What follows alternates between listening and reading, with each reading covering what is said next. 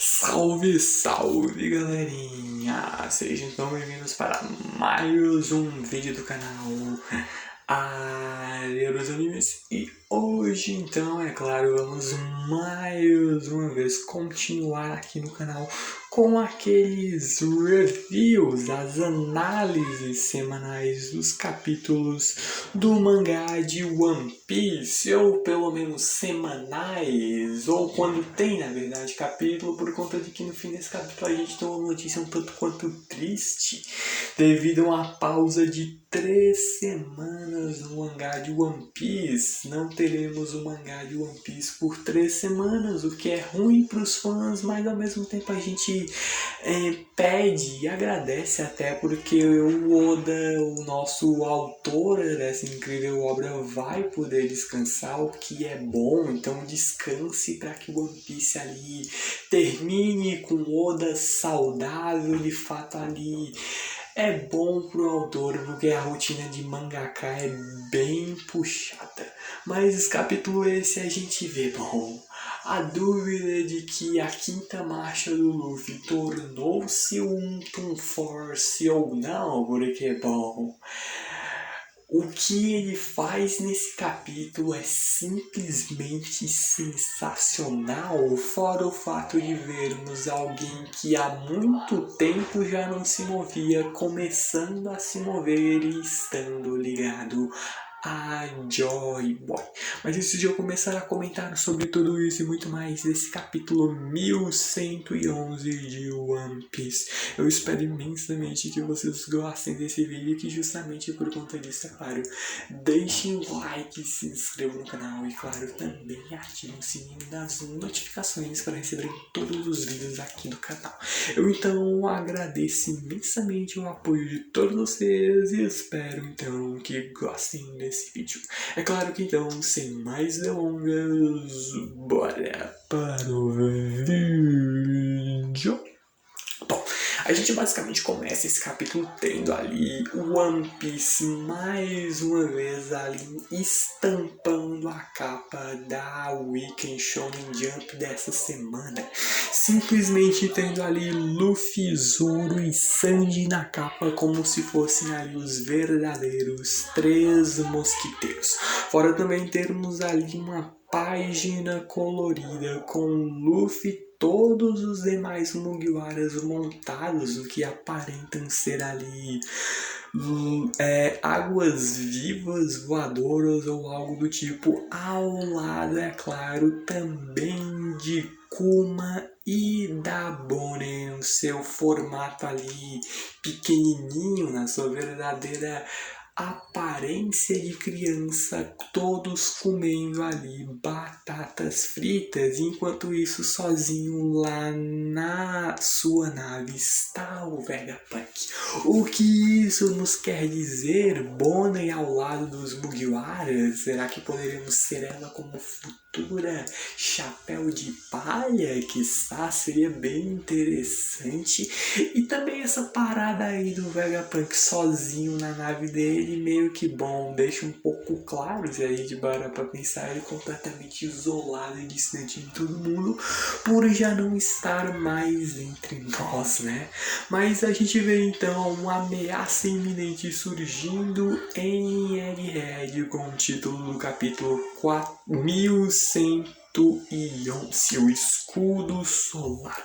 A gente simplesmente vê ali o Gorosei, o Mars, simplesmente na sua forma de Tsumane, aquele pássaro bizarro e gigantesco, avançando ali sobre Labface, depois de simplesmente atravessar ali a força, basicamente, o domo de força ali que defendia essa região de Egghead.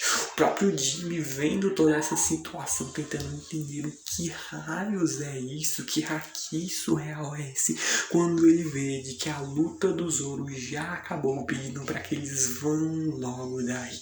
Só que o espadachim simplesmente se recusa, vendo de que ainda não. O Robiruti ainda está de pé, mesmo depois de ter levado ali um golpe do Zoro, utilizando as suas 3 espadas imbuídas em haki do rei. O o Cip ainda continua em pé, mesmo a gente vendo ele totalmente ensanguentado, com 3 marcas de cortes, como se fosse uma garra gigantesca ali cobrindo o seu peito. A gente vendo de que ele ainda vai partir por ataque, enquanto o Sanji se comunica ali com o Jinbe, se perguntando se ele já pegou o soro. O Jinbe que responde de que está trabalhando nisso, quando pega o Zoro à força, declarando que ele já ganhou. E ele se sentindo muito pelo Lute ao ver que vai ter de atacar ali um inimigo que já não tem nem mais condições de se defender, o que é algo que vai totalmente contra a mentalidade do Jinbe. Mas os chapéus de palha já não tem mais tempo. Com seu Gyojin Karate, o seu karatê dos homens peixes, Gozema e Gawara Seiken, o Jinbe simplesmente manda um golpe contra o Robiruti, deixando ele completamente sem condições de perseguir os 2 chapéus de palha. A gente vê ele então completamente acabado, voltando à sua forma normal, quando ele encontra-se cara a cara com o Gorosei Mars. Na sua forma de pássaro gigante, o Gorosei pergunta se o Robiruti da Cypher Pool AEG-0 sabe onde está a York. O Robiruti, diante desse verdadeiro monstro, fica completamente em choque quando a gente vê ali Zoro e Jinbe se afastando do campo de batalha, tentando entender o que raios é aquele pássaro gigante. Só que o ponto é de que o Lute começa a dar várias e várias informações ao Gorosei. A York está presa na sala de controle no 4º andar do prédio ali em Lapface. Os 2 que fugiram agora são Roronoa Zoro e Jinbe, o Cavaleiro do Mar, que são dos chapéus de palha. Fora isso, existem mais 5 chapéus de palha em Lapface. Fora também haveria mais 2 Vegapunks. Ele mesmo simplesmente entrega o plano de fuga inteiro dos chapéus de palha, dizendo que eles estão preparando uma fuga através da entrada dos fundos do Lago Stratum. Também tem 85 agentes da Cypher Pool e 4 serafins presos no porão. Eles têm 6 minutos antes da mensagem do Vegapunk. Diante de todas essas informações, o Mars, de maneira completamente bizarra ali, a gente vê na cena, agradece ao Robiruti, vendo que já não tem mais perguntas. Só que diante disso, o Cip tem uma última coisa. Ele faz um pedido um tanto quanto ousado para o Mars, pedindo ali para que ele ali salve o Kako. Seu parceiro está neste momento na sala de controle após ter sido gravemente ferido. E ele pede para que, por favor, poupem a sua vida. Só que o Gorosei vê de que talvez isso não seja possível, pois é difícil de isolar um único inseto quando você sai exterminando uma colmeia inteira.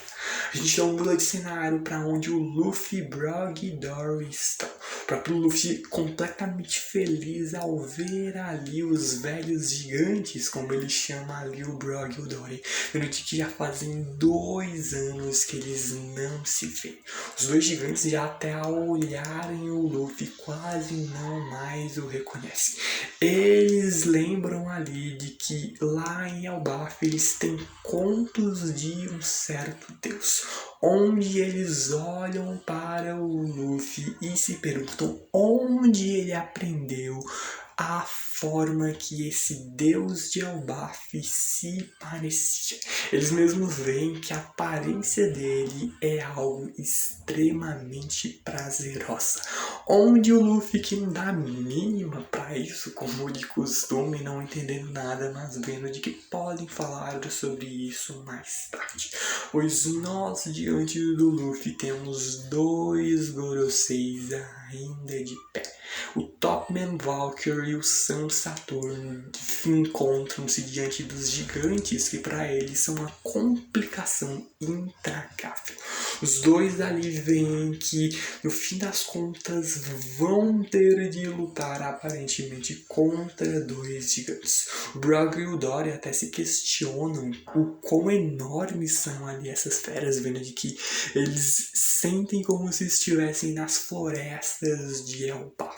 O Luffy que por sua vez vê de que eles não precisam lutar agora e eles têm que apenas dar um pé. Eles mesmos já sabem, pois o Sanji os contou quando eles passaram por ele mais cedo. E o próprio Sanji deu a mensagem para os dois de quando eles vissem Luffy dissessem a ele que eles estão se encontrando na outra extremidade da ilha. O próprio Sanji agradece ali ao Dory e o Brog, contando com eles enquanto ele ainda leva o Vegapunk já muito provavelmente morto nos seus braços. A gente então vê de que eles decidiram ajudar o Luffy a escapar depois que viram todas as notícias. E a gente simplesmente começa a ter um pequeno mapa mostrando a posição de cada um dos Mugiwaras que estão aí em Egghead. O grupo da Nami e do Usopp localiza-se lá no topo da Lap Phase. O grupo da Bonnie está se dirigindo ali ao navio dos gigantes de Elbaf.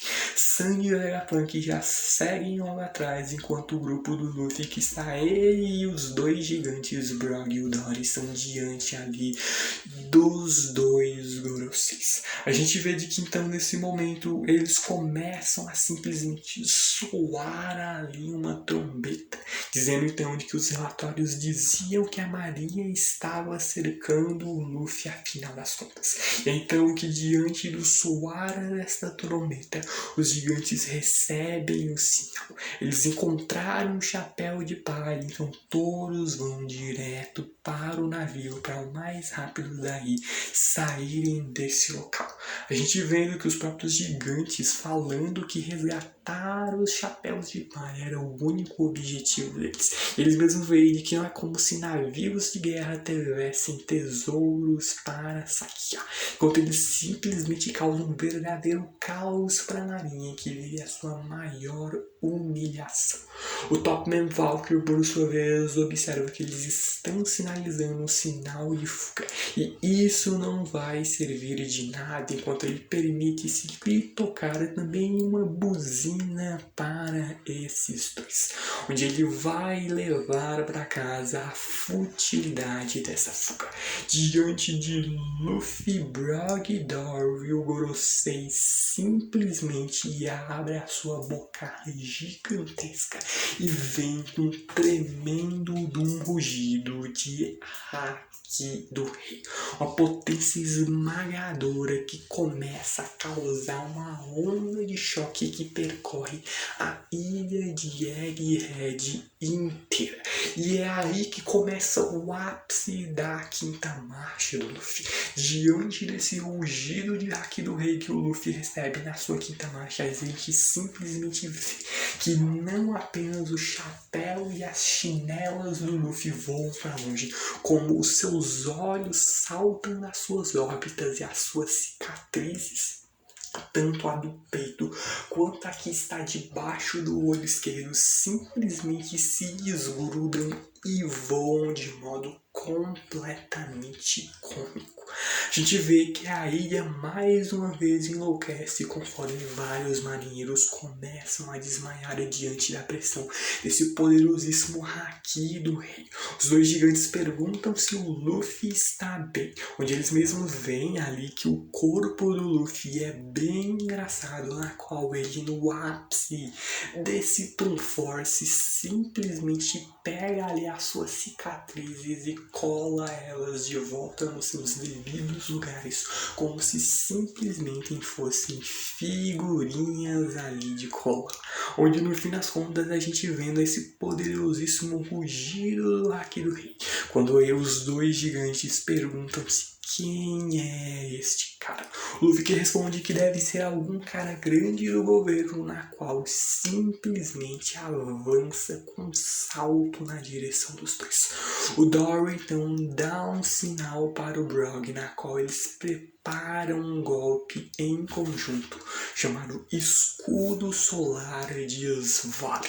Diante então do Gorosei Topman Valkyrie, que simplesmente transforma ali as suas presas, aqueles seus leitões, em lâminas de modo completamente absurdo, avança contra o Brog e o Dory, que bloqueiam um golpe com os seus escudos.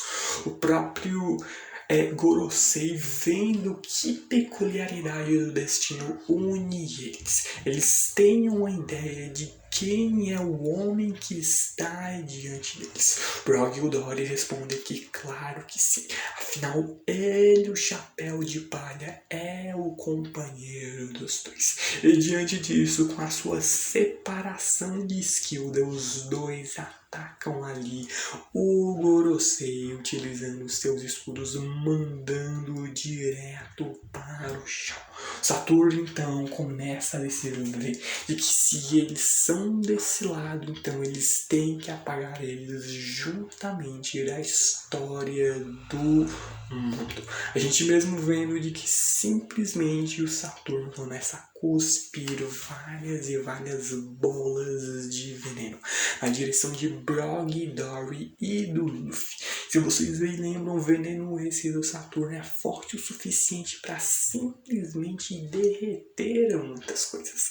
Então, simplesmente diante dessa situação, para bloquear esse golpe, o Luffy vem no ápice do seu poder com um verdadeiro Toon Force, se é que nós podemos cravar definitivamente isso. Estica o seu braço e aumenta o seu tamanho, agarra ali um dos coqueiros de Egghead e simplesmente começa ali a morder ele, a simplesmente debulhá-lo como um milho e torná-lo em um bastão de beisebol. E de um lugar do qual eu não faço a mínima ideia, ele arranca uma tinta e um pincel e pinta no bastão ali e coloca ali o número 56. E não bastasse apenas isso, ele tira também do seu sei lá onde um chapéu, um capacete de beisebol e simplesmente rebate como se fossem verdadeiras bolas de beisebol, essas bolas de veneno do Saturno, causando ali um verdadeiro home run, como a gente basicamente vê, com o Luffy rindo desenfreado, pedindo para que eles tomem um pouco do próprio remédio. Ou se me permitem esse pequeno trocadilho do próprio veneno, assim eu tinha de fazer isso. Mas a gente vê de que de maneira completamente sem noção, porque era veneno quando Saturn e Valkyrie são acertados, simplesmente uma explosão colossal atinge os dois. O próprio Luffy, diante disso, vê ali a língua dele saindo para fora da boca, os olhos saltando diante da órbita, quando completamente surpreso. Só que isso aí é algo muito bom para eles, onde a gente vê de que eles agora estão livres para fugir daqui. Por mais de que no fim das contas o Brog e o Dory vejam de que os dois se foram, o Luffy sabe que não. Eles têm de ter pressa, afinal esses caras não aparentam morrer tão facilmente. A gente vê de que em meio às chamas surgem ali as silhuetas do Saturno, do Júpiter e do Valkyrie, onde então simplesmente Luffy, Brog e Dory vê de que se esses inimigos então são definitivamente mortais ou não, Luffy que nem tem ideia disso, mas não importa o que ele faça, eles ainda continuam vivos. Então o que adianta ali atacar eles nesse momento? Então a única escolha torna-se fugir, o que era o que o Luffy de início já pretendia fazer. Mesmo ali que o próprio Brog e o Dory confessem que nunca ouviram falar sobre nenhuma raça ou habilidade que garanta esse tipo de poder. Eles podem estar fugindo, mas ainda assim contam isso como a vitória. E que vitória, meus amigos, podemos dizer. Enquanto isso, a gente vê de que a Nami, junto ali de alguns outros Mugiwaras, pedem para que Jinbe e Zoro se apressem logo.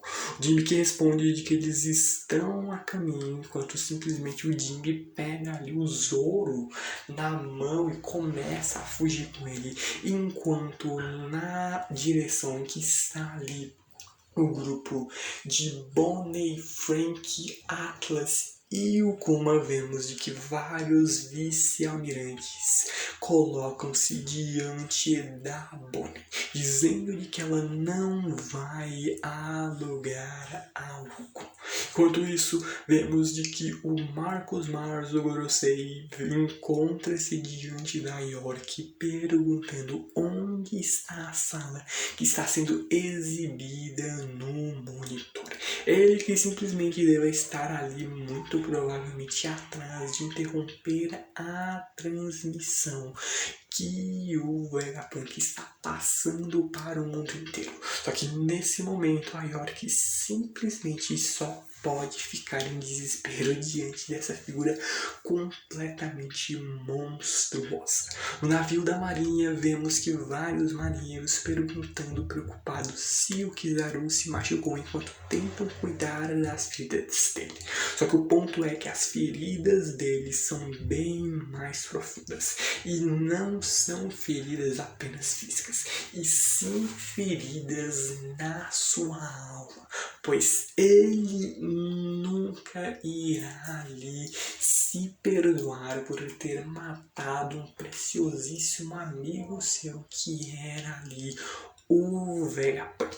Só que enquanto isso, uma transmissão da marinha começa a ser feita, onde eles relatam que algo muito maior que um gigante apareceu na costa noroeste. Nem as chamas parecem afetá-lo. Ele é como um titã no meio do inferno, está murmurando algo. Simplesmente vemos uma desculpa ali do gigante de ferro que ergue-se, simplesmente pedindo para que o Joy Boy lhe perdoe. E bom, mais uma pessoa ligada ao século perdido, como podemos ver, alguém que pede desculpas ao Joy Boy. E que caramba, que forma magistral de terminar esse capítulo, ainda mais quando a gente vai ter 3 semanas sem o One Piece.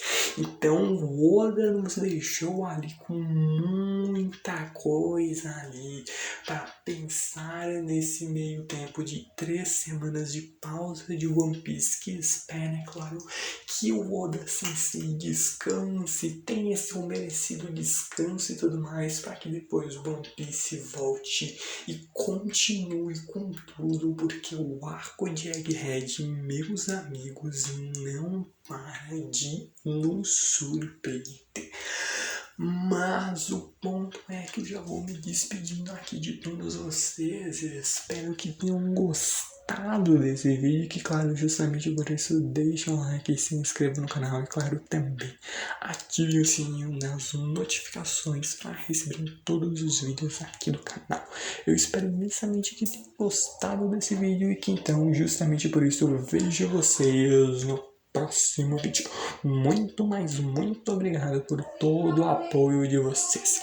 Então, falou, valeu e fui!